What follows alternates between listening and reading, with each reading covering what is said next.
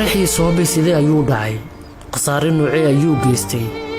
dadkii ku dhintay tir ahaan waa imisa dhaawacna imisa ayuu gaaray yaana sheegtay inta muuqaalka ayaa ku daawo doonta ee koor fadlan page-ka laagdhe followna na soo dhisi maalin waliba muuqaaladan soo gelino aad ula socoto maasanid maanta 5 sano waxaa laga joogaa qaraxii ugu weynaa Afrika amaba dunida oo dhanba ka uu gilgilay Soobe qaraxa ayaana sababay dhimasho dhaawac burbur hantiyeed dadkii goobjoog u ahaa maalinta qaraxii dhacay oo qaarkood dhaawac jireed iyo mid maskaxeed soo gaaray ayaanan weli xasuustooda aynan ka goyn wixii maalinta dhacay qaraxa ayaa dhacay xilli uu isgoysku aad u mashquul u ahaa gawaarida ayaa isku xirantay dadka ayaa lugeynaya wadada goobaha ganacsiga way furnaayeen dadkuna waxay ku mashquulsanaayeen danahooda gaarka ah Muqdisho xilliga kuma cusbeen qaraxyada balse uu ka jug weynaa kuwii dhici jiray durba qof waliba qofkiisii ee lahaan ama saxaabahan isixigeen ayuu waayay wuxuuna gaaray isgoyska Soobe oo ah halka mashaqadu ay xilliga ka dhacday dadka ayaa isduldaasana qaarkood ayaa gubanayay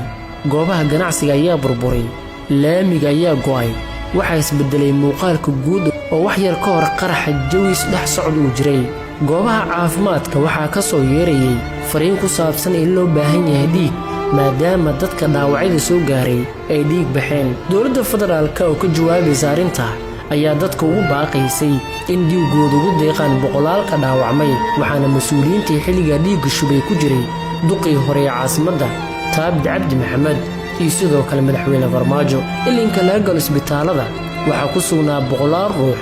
oo dadkooda waayay goobaha caafimaadkana way buux dhaafeen dowladda kala duwan ayaa Muqdisho u soo diray dhaqaatiir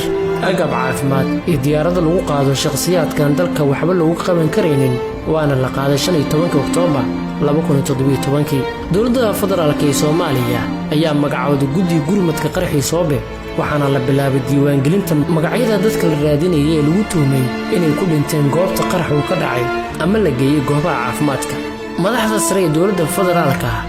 culimo qaybaha bulshada iyo shakhsiyaad kale oo dhalinyaro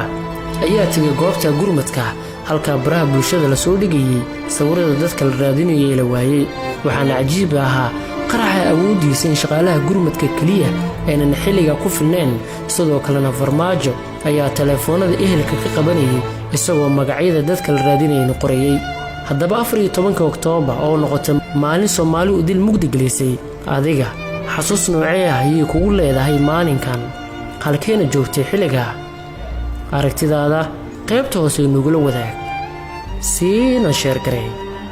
maasanid